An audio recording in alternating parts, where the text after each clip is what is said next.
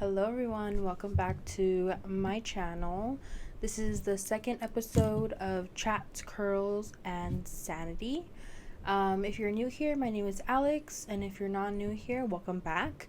So we're gonna go ahead and continue kind of piggyback off of what I was talking about in my first episode, but this one is gonna be more specific into just a specific topic of my childhood, and that comes with, if you have seen by the video, like by the title already, it is in regards to my mom and not having my mom growing up and how that kind of affected how I am today in adult life.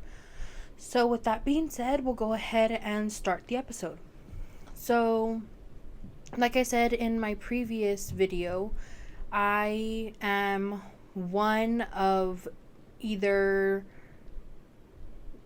7 or 8 kids from my mom, and my dad, it's only me and my sister, and then my younger siblings are from my stepmom. But I don't know a lot about my siblings, my older siblings from my mom. I don't know their age. I don't know how they grew up, who their dad is, or anything like that. I don't know. I don't even know if they share a dad or if they're all from a different dad or what that whole situation is. But the only thing that I really know is their names, and that's pretty much it. So I have an older brother named Michael. I have 2 sisters named Nicole and Nanis. I don't know if Nanis, that's her like nickname or what, but and then there's Ashley, and if I'm not mistaken, I think there's another one, but if not, then it's just those 4. So if it's just those 4, then it's just either 6 or 7 from my mom. But more than likely, I think it is 6 of us. So of course, me and my sister are the youngest from my mom. My sister is her youngest, and then I'm the second youngest. I want to say that they're around the 28, 29 age. I don't know actually how old they are. I know that the oldest, Michael, he lived with essentially our grandma, so like our mom's mom. That lady was really mean and she was really ugly. I don't remember much about her. I do remember there was one time she lived in apartments, like an apartment complex. But it was like in a very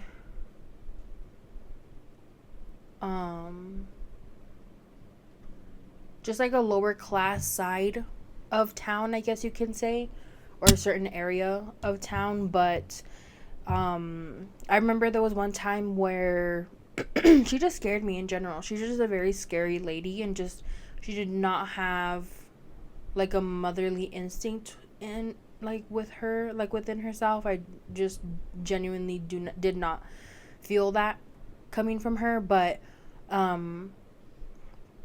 yeah, I mean, so when it comes to my mom, I mean, I don't really have a lot of memories with her either.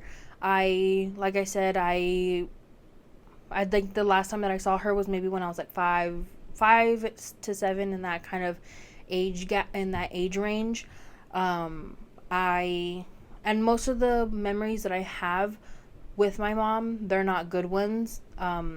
Or just how I think of her, just you wouldn't want that that perception that your kids have of you. Especially now that I'm a mom, I feel like I pride myself in how I am, like how I am as a mom and how I am a mother to my kids. And it's not necessarily that I grieve the loss of a mom in my life, and not necessarily that she passed away or anything like that, but just not having her in my life in general. Growing up, most of my friends had both of their parents. They had a really good relationship with both their mom and their dad, and that was something that I always wanted, and something that I always kind of was jealous. I was always jealous towards my friends who did have that relationship with their mom, because I never had that. And I feel like it did affect me going into my adult life. I do feel like just like the fear of abandonment and the fear of feeling alone, and just those things have affected me and have ultimately led me to, of course, things that I wish I never would have done, or just wanting certain people's attention, even though that attention was not in a good in a good light, I guess you can say. So with my mom, I mean there's just like a lot of things that I can really I can't really say much about her, but when, or if there are things that I do say about her, they're not in a good way and they're not in a positive way. How I can describe my mom, get anybody else, like another influencer, another content creator, just somebody random, and you ask them, oh, what are some qualities that you love about your mom? Or, oh, how would you describe your mom? A lot of people would be like, oh, very loving and very nurturing and very, just all these things. And with me, all I can really say about my mom is just that she's a liar, and she just a very flaky person. And that seems very harsh to say, but I feel like the impression that she left on me was not in a good way whatsoever. Flaky, and I say that because there was a lot of times I was ultimately living, both me and my sister, we were living with our dad, primarily with him. Most of our time was spent with him. There was only maybe a couple of times out of the week or during the weekend that we would go with my mom, but we would never spend the night with her. We would always come back with my dad. And I don't know if it was because she didn't want to, or if it was because my dad didn't feel safe with us going with her and spending the night over there. I don't know. I do ask more questions now that I'm older. I feel like just to kind of have a better understanding, and not because I want to heal like the little girl inside of me that didn't have her mom, but it's just more just like curiosity, and not because I want for her to come back or I want for her to be in my life or anything like that. But just I don't know, I found it very interesting how you can have kids, you can have 6-7 kids, have them, and then just kind of just up and leave them and just don't really care for them. So I don't know what tangent I was going off of, but oh yes, so my dad would tell us, hey, you know what, your mom's gonna come and pick you up. He would give us the phone, and we would be talking to her on the phone. And I remember one time where she had said, oh, I'm gonna go and pick you and your sister up, and we're gonna go and get ice cream. So me and my sister were really excited, of course. Oh, our mom's gonna go and get us ice cream. Like, we're gonna go with our mom, we're gonna get ice cream. Hours passed. Me and my sister are still waiting, kind of like not at the curb, but the house that we were living at the time. It had like the front door, and then it was like a little, kind of like a walkway kind of situation, and then leading up to the actual front door of the house where you open it and it's the entry of the house. So we were just sitting there, and we were just waiting and waiting and waiting for her for her car to come, and for her to come and get us or whatever. And after a while, my dad was calling her saying, oh, you know what, like, are you gonna come and pick up the girls? Like, what's going on? You said you were gonna be here at a certain time. It's already blah blah blah time. She would just kind of brush it off like, oh yeah, I just got stuck with doing something, I'll be there right now. Of course, she never showed. So my dad was like, hey, you know what, guys, come inside, you know, your mom's not gonna come. Of course, he didn't tell us, oh, you know, she forgot about you, or oh, she just didn't want to come, or whatever the case is. He was just kind of be like, oh, you know what, she kind of just got stuck with something, but she said that she'll make it up to you. She never did. Whatever.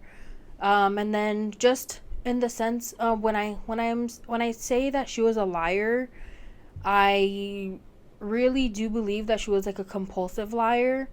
I feel like she lied for her benefit, and it wasn't just little white lies here and there. It was big lies. The one main one that I remember the most is my tia, who I talked about in my previous video as well. We were not living with her at the time, but she was living with my grandma, and we were always there at their house, at my grandma's house. And I remember her saying, "Oh, you know what? I don't know if she intentionally told us that my mom had said it, or she was just kind of directing it towards someone else, like an adult in the room, and we kind of heard about it. But my mom was saying that my sister had passed away in a car accident, and she was raising money. It was either a car accident or like she like died in a tragic way or something like that. And she was raising money for expenses for the funeral because she couldn't afford it. And she was legitimately telling people that my sister had passed away. I don't know how my tia found out about that, but I guess when she found out, she thought that it was like she was being serious, and she was very, because that tia is the Nina of my sister. So it was just kind of just like, oh shit, like I didn't hear about this, kind of like what's going on. And come to find out, she found out she was lying. Of course, my sister is still alive to this day, and my mom had lied saying that my sister had passed away and that she was trying to get money for a funeral, but in reality she was probably just probably at a financial crisis, and she just couldn't pay whatever she needed to pay, or she just didn't have money for whatever she wanted, and she was pocketing the money, and pretending that if it was for my sister's funeral. And I mean, I don't know how people can just lie like that, and how people can lie to that extent of, oh, I'm gonna lie about my child being dead so that way I can get money from it. That's just, to me, it's just so fucked up, especially me being a mom now. Like, I could never go and tell somebody, hey, you know what, my kids died. I'm having a really tough time finding the money or the funds for a funeral. Do you think you can help me out? I'm having a fundraiser, or whatever the case may be. It's just crazy. I mean, from what I know, my mom has never reached out after my dad got full custody of both me and my sister. I don't know if she tried reaching out to my dad, if she tried reaching out to anybody in my family or anything like that. I do know when my sister was maybe like a sophomore or a junior in high school, so I was, of course, a year ahead of her. I remember her coming up to me and telling me that randomly, like late at night, she had gotten a message request on Facebook, and I think it was one of our older sisters talking about our mom or something like that. And then a couple years after that, I remember me and my sister were already living together at the time, I think.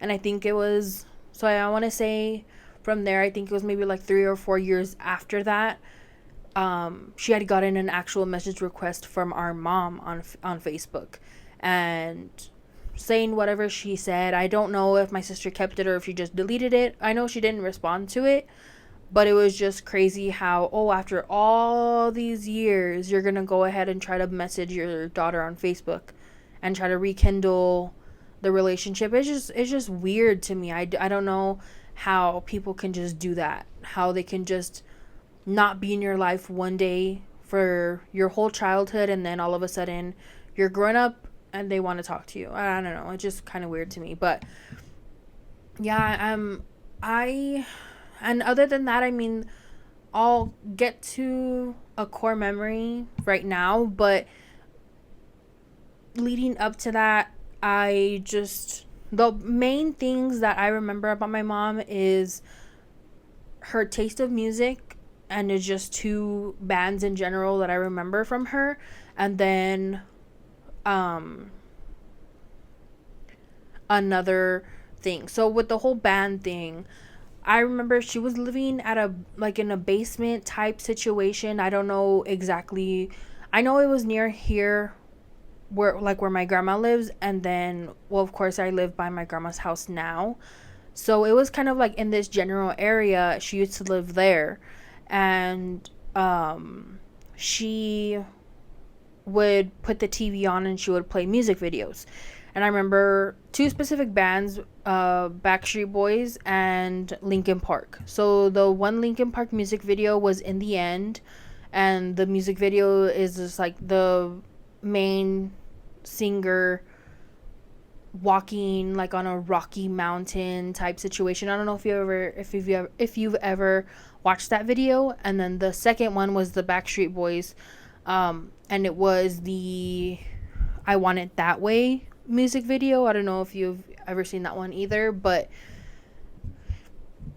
all I can really say about my mom, the only positive thing I can get out of her is she kind of gave me a good music taste in a way. I don't know if people think that those two bands are a good music taste, but ever since then I liked the Backstreet Boys a lot, and I also like Linkin Park as well.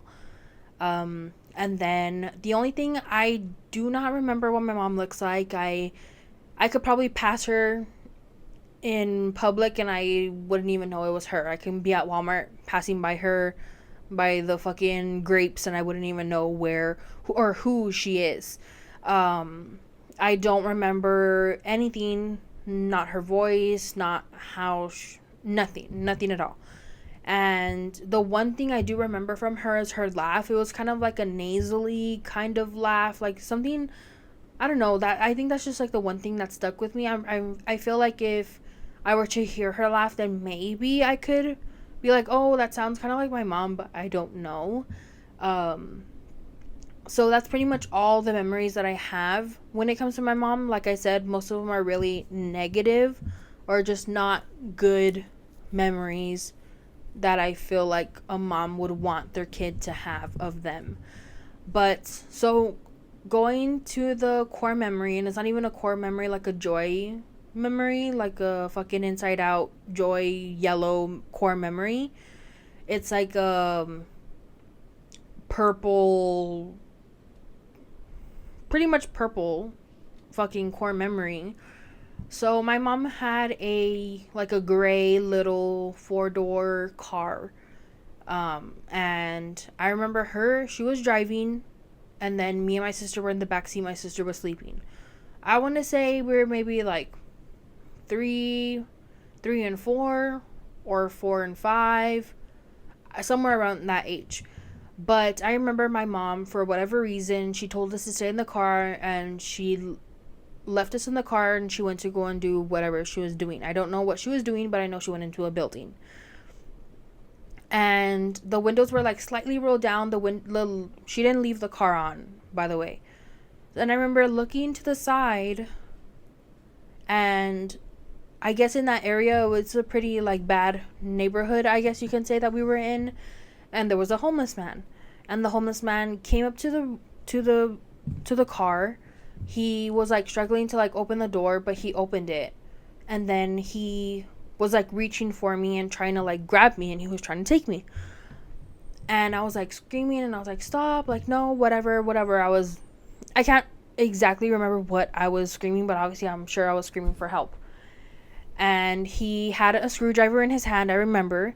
And then he was trying to take off my seatbelt. And at one point, he did eventually unhook the seatbelt. But I guess in the time that he actually unhooked the seatbelt, my mom had gone out. And she scared him off, so he ran away. And that was that. I don't remember anything after that. I just remember that specific part of looking over, seeing him opening the door, struggling to open the door, and all that. And from that moment forward, I was always scared to be in the car with the doors unlocked, especially at red lights or at stop signs, or just like at a point where you're driving and your car stops. I was deathly afraid of that, especially because of that memory and that what happened to me. My cousins always joke around, and they still joke around to this day, like, oh yeah, she's afraid of homeless people because she thinks, like that they're gonna steal her, like the one time that they almost did. And yeah, I mean, when I would go into the car with my grandma or with my dad or whatever, Like I would like be very paranoid and very panicked of, okay, like are the doors locked? Like make sure your guys' doors are locked. Like very traumatized. And obviously it's not diagnosed PTSD, but I will say that it does give characteristics of PTSD, and I'm pretty sure that's what it is, and just more traumatized of the fact that I almost got stolen. I almost got kidnapped. So yeah, I mean, my grandma, she had a Malibu, I remember, and I remember the at one point the locks didn't lock anymore when she would press the button, so you would have to manually lock them. And I remember when at stop like at red lights or whatever, I would like be looking around making sure that there weren't any homeless people or anything like that around me, and if there were. And you know how like when you're on like in a red light and they're like they have their signs saying that they're like asking for money and things like that, and they're walking around like in between the two lanes and like going around hoping for people to give them cash. And I would like be like be like freaked out and like making sure like I had my doors locked, and I'd look in like I would be in the front seat of my grandma's car, so I would like look back to see like that the back door was like locked, and I'd look over at my sister. If her door wasn't locked, I'd be like, lock your door, hurry up. And if I tell my grandma, and my grandma, she not that and nobody really made fun of me for it because they knew of the trauma that happened, and why I was like that. She would kind of just be like, oh my gosh, Han, like that's what she called me. She called me Han. She was like, oh my gosh, like Han, like the doors are locked, like it's okay, like you're fine, kind of just like easing me like to not be so anxious. So that is definitely a core memory for me, and that's something that I'll never ever forget. I remember, I think like in third grade, like third or fourth grade, when we had the writing the writing test, like the back then when I was in elementary school it was tax test, but I think they obviously changed the name and now it's the star test. But during those big like the writing, like we where you had to write a 2-page essay or whatever, there was one time where I did write about that. So it's just definitely something that freaked me out a lot. To this day, I feel like it's gotten a lot worse. Not because I think homeless people are gonna take me and kidnap me. It's just more of the fact of the world is a very, very, very, very ugly place, and it could just be somebody random. They can have a whole house and have 2 cars in their name and just things like that, and they want to steal you. They're gonna try to steal you, and that's what it is. And especially now as a mom, that is one of my worst fears, is somebody taking my kids and me never seeing them ever again. But anyways, so we're not gonna get into that. But so yeah, I mean, other than that, that's really all I remember from my mom. And just like very sketchy to me, just very sketchy that she was showing my dad papers that she was his age, and then all of a sudden, oh no, they're fake, like I lied to you and I'm actually 8 years older than you. Like that's crazy. And I remember, and when I think about it, because my birth certificate, me and my sister, we were comparing our birth certificates, and we realized that our mom's last name on our birth certificates are different. So on my birth certificate, her name is Yvette, and then her last name is Hernandez. And then my sister's birth certificate, her name is Yvette, and then her last name is Lopez. So I don't know, if I want to say, I'm just assuming at this point, but I feel like she was married before she met my dad, and she either took the man's last name or whatever, and that's the last name that she has on my birth certificate, and then she must have gone back to her maiden name when my sister was born. But it's just crazy because me and my sister were only 15 months apart, so how did she have the time to, I don't know, it's just weird to me how on one birth certificate she has one last name and then on the other one she has another one. It's just, I don't know. But so yeah, that's kind of what happened with my mom. And the lack of memories, I should say, that I have with her. And I feel like it did, and it's not that I'm sad about it now. I'm really not. It's just the fact that I'm sad for my younger self, that I didn't have the mom that I should have had in my life. And I feel like it did create issues in my adult life, especially the lack of communication, or just the lack of, like, the fear of abandonment and the fear of just those different issues that come with not having that person in your life, or having that person in your life and then all of a sudden, boom, like that, they're gone. So it's just different things that I've learned to accept, and I've made myself aware that I do have those problems, and I am, to this day, trying to fix those problems.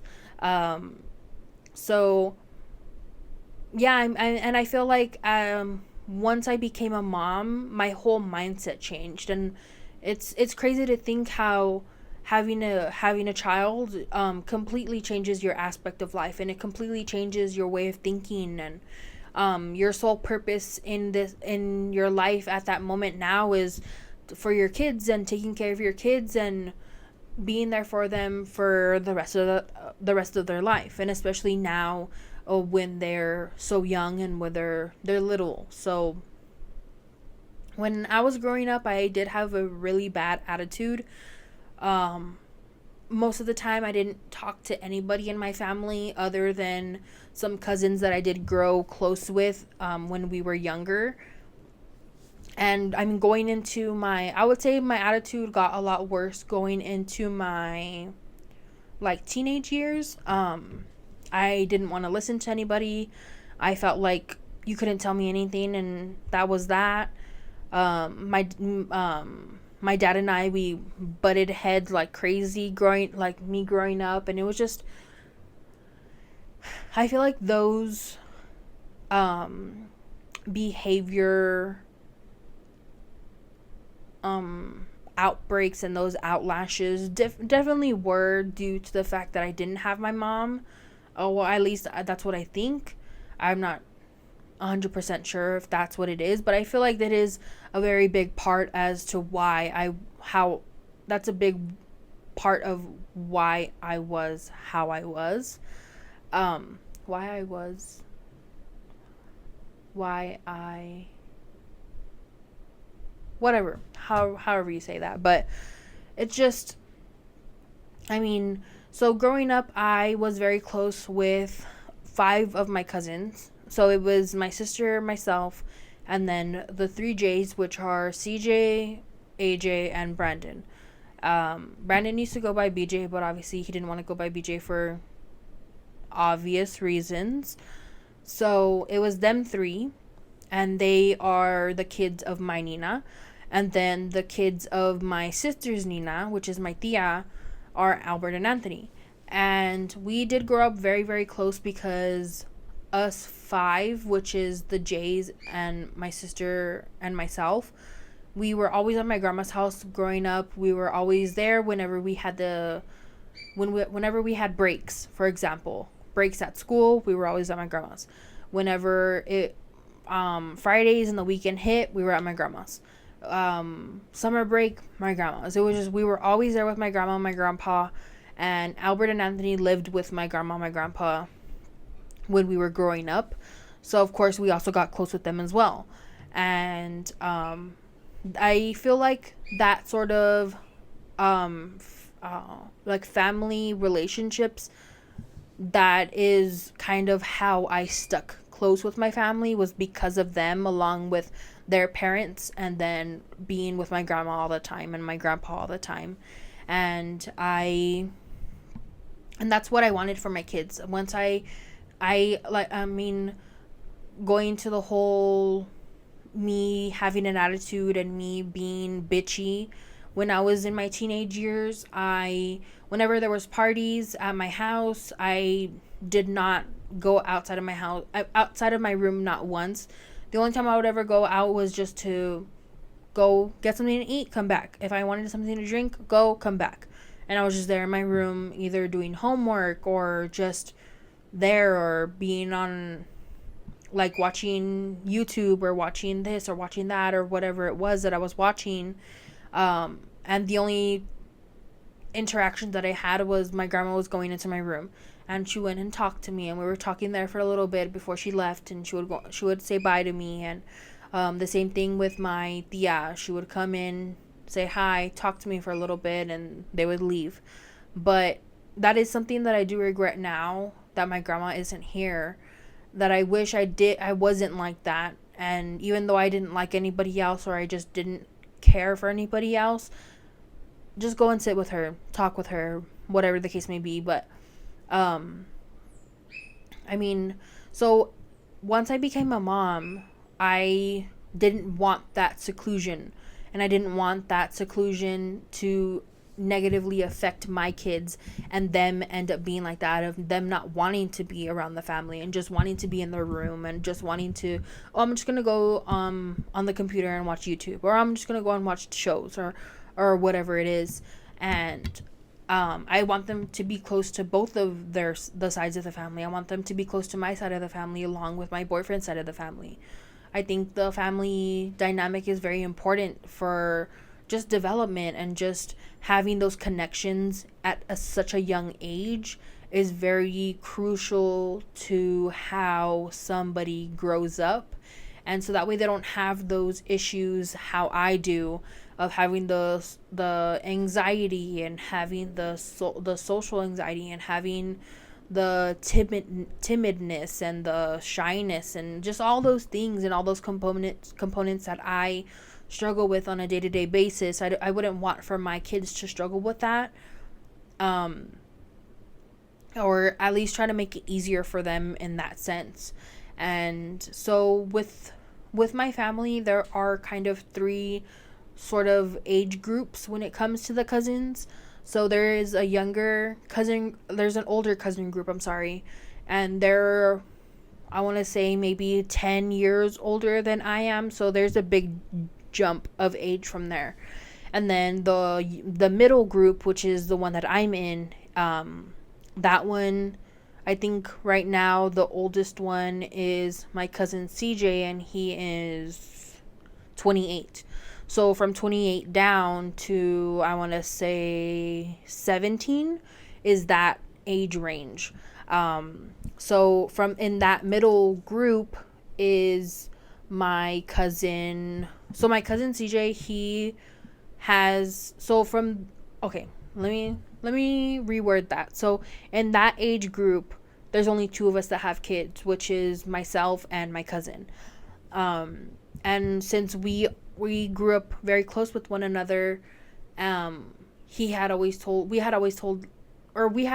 each other in that group, like, oh, when we have kids, like, I want for them to have the same relationship and that same closeness that we all have with one another, to kind of just keep the tradition going. But I just, it would be nice to have that going down, like, if that makes sense, like the generations after generation to all be close with one another. And that's what me and my cousin say to each other all the time when we hang out for events or for birthday parties and things like that, and special occasions. We always tell each other, oh, you know what, hopefully we're able to see each other more, so to have play dates and have just for the kids to be closer with one another, because we do live quite away from each other. I want to say not super far away, but we live about maybe 20 minutes away from each other. Of course, he has his full-time job as well, and his wife has her full-time job. Of course, we have our things going on here at the house and things like that. So it is a little bit hard to try to schedule something, especially for the weekend. Maybe you just want to relax at your house, kind of decompress, not decompose. We're not dead, but oh my god, I can't believe I said that. Decompress. That's what I meant to say. Decompress and just kind of relax from the long week that we had. So yeah, I mean, I know that I'm gonna be very excited when when my sister has kids. I do want for our kids to grow up very close with one another, like how me and my sister did. And it's just different, just a different perspective of things. And now I do go to birthday parties within the family, and I try to attend things as best as I can. Of course, if I can't, well, I can't. But I do make the effort of going to events and going to special occasions and birthday parties and things like that. Especially, there is like an even smaller age group of cousins. So from the cousins, like the kids of my grandma's sons and daughters, there's only like a couple of us that have kids, and they're all kind of like in the same age range, I would say. So there's like, I think my daughter is the youngest out of all the kids right now, and then, well, who knows, whoever is gonna end up having a baby or getting pregnant or whatever.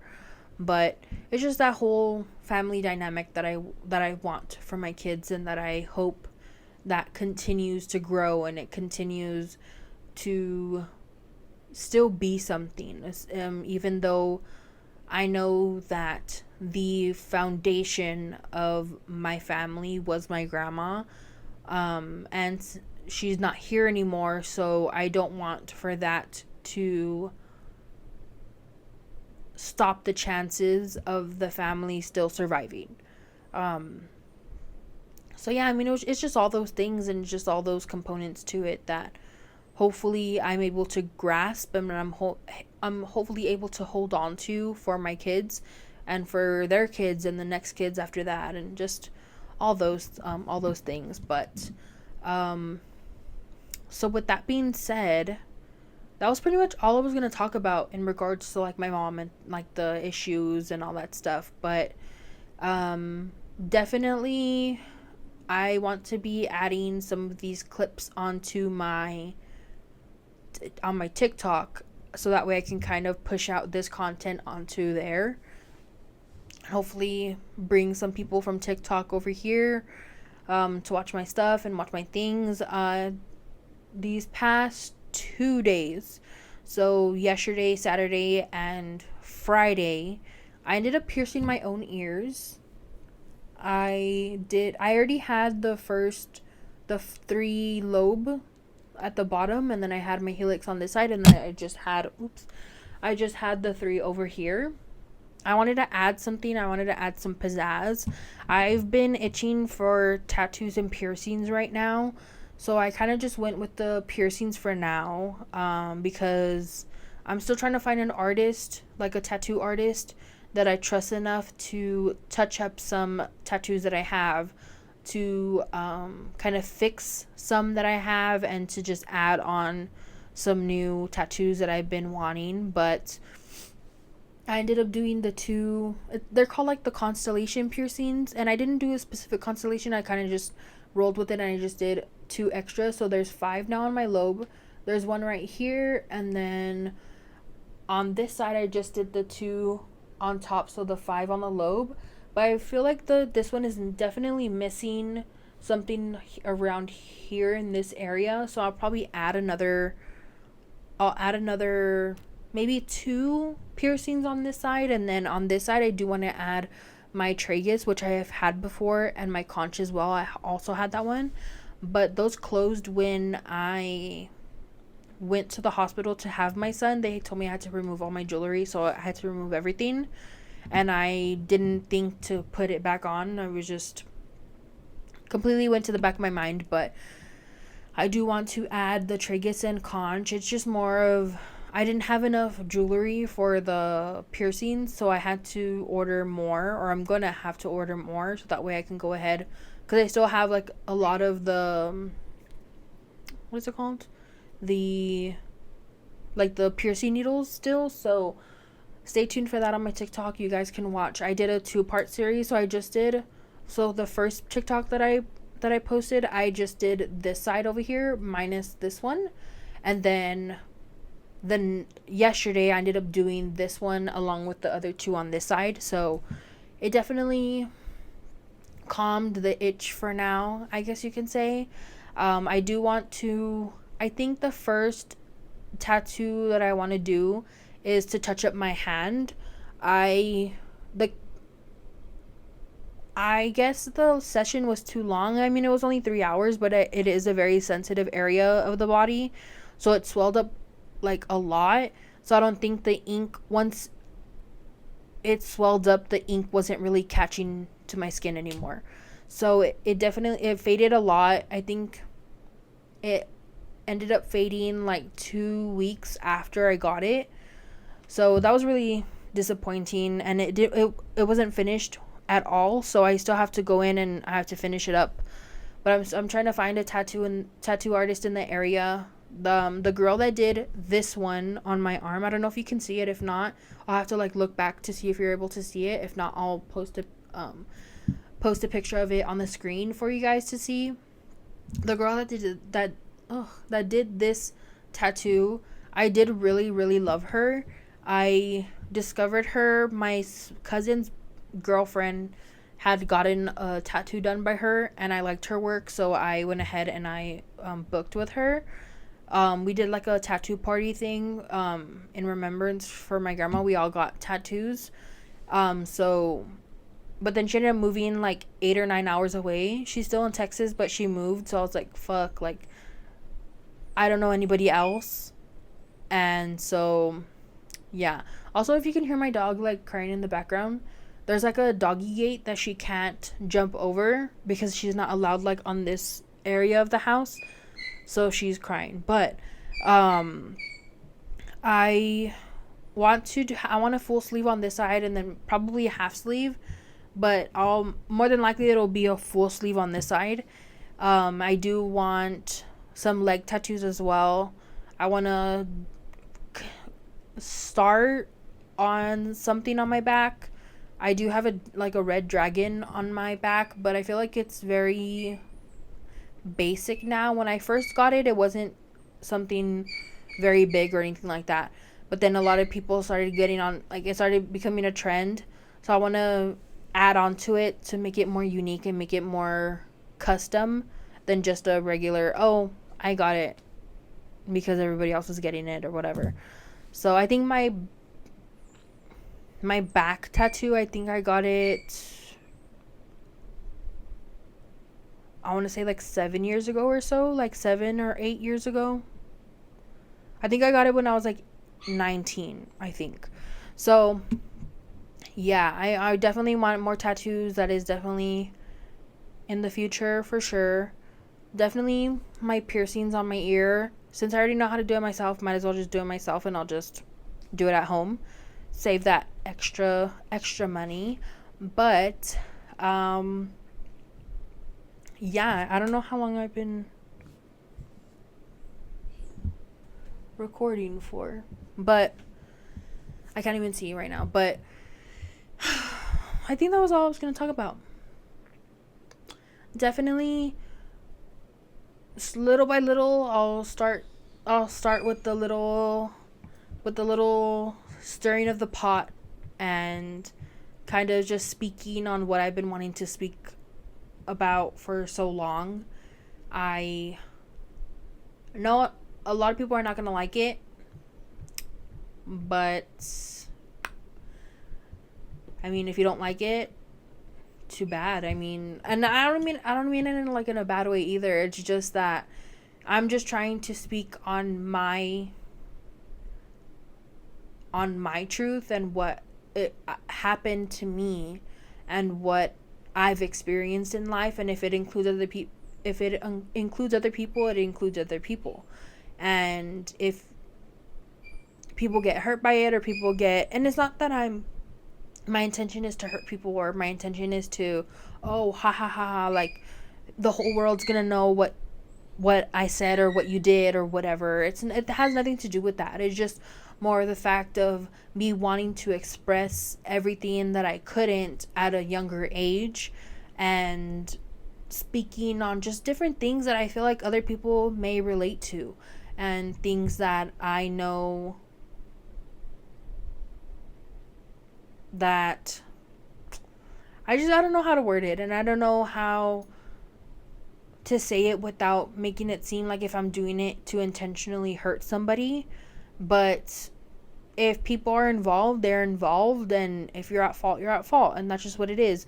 I own up to what I've done and what fucked up things that I've done previously, and not in any crazy way or anything like that, but you just kind of have to own up to your shit. And I come from a family that they're very good to talk and talk and talk and talk about other people and what people are doing in their lives, but they're very quick to deny or to just be very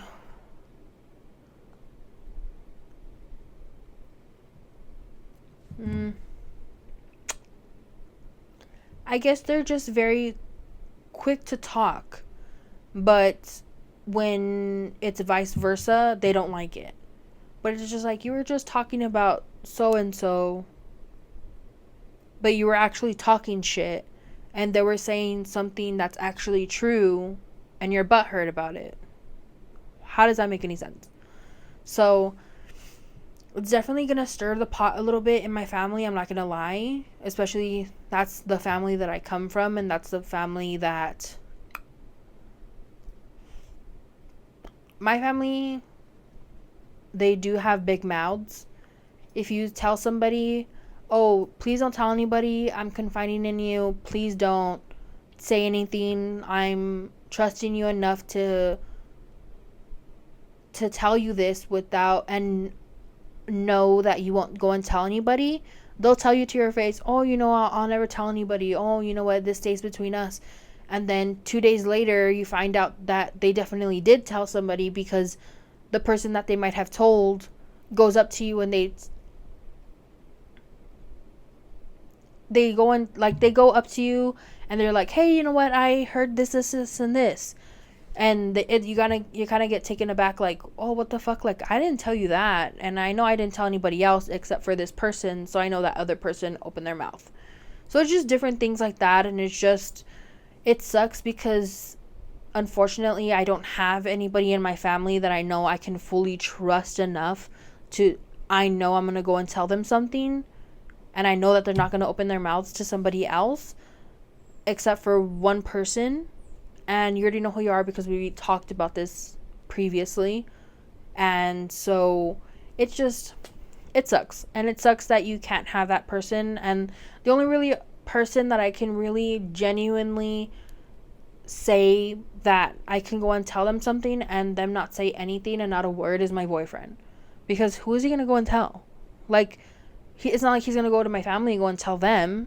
It's not like he's going to go and tell his family that whatever happened, like, because our families don't connect with one another, and I'm not even saying it in a bad way, but my boyfriend's family doesn't live here, so there's no like connection with them, as in the sense of there's no communication. If I guess that's the wrong word, I shouldn't have used connection, I should have used communication.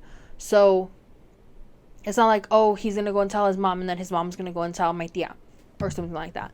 So it's just, yeah, my family is pretty crazy. We are a very ride or die family, I'll give you that. But they're just, if there's drama in the family, there's drama in the family, and it's fucking crazy. Yikes. So yeah, right now it is, what time is it? It's 11 on Sunday. I recorded this video 3 times. This is my 3rd time already. The first time, the angle and everything like that was not it. The second time, I was talking and talking and talking and talking, and it was going so great, so good. So I'm like, okay, bye guys, like saying my outro, and then I go and I want to go and stop it, and the iPad is completely dead. I go and I charge it, it turns back on, and it was only recording for 11 minutes. So it wasn't even like half of what I was talking about. I was so upset. So I was pretty much just like I'm already talking to myself and already, but just talking to like a wall at that point. You know, it's not even I'm talking to a camera. But yeah, so I guess we're gonna go ahead and wrap up the video here. Hopefully the third one is a little bit longer than this one. I'm not sure how long this video is gonna be, but yeah, stay tuned. Next Monday, another episode. Like I said, every single Monday there will be a new episode coming out, so stay tuned for that. I'm very, very excited. I feel like the next one is gonna, it's a little tea for you, if you will. But so with that being said, I'll go ahead and stop the video here. Thank you so much for watching. Thank you so much for listening, liking, commenting, subscribing, everything like that. But so I'll go ahead and I'll see you guys next week. Make sure you guys like, comment, and subscribe, and I'll see you guys next Monday.